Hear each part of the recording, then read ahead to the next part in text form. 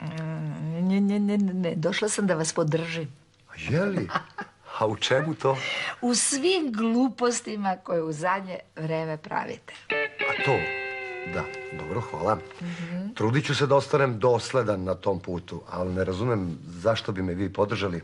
Pa zato ako ovako nastavite, vas će da oteraju, što narod kaže, govnjivom motkom.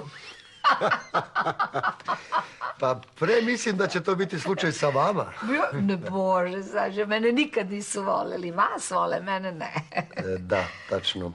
Što sam gori, oni me sve više vole. Da. Dakle, ja sam došla da vam pomognem, da vam pružim ruku, da pređete crtu. Da sve malo poigramo zajedno, jel može? Ajde jednom u veku državni vrh da sarađuje. Evo vama dajem autorstvo, malo onako samo da vrljne, jel može? Vidimo šta ste sad da smislili. Pa nemojte sad. Ne, malo da vidimo. Izvinjavam se, samo da... Sofija, molim...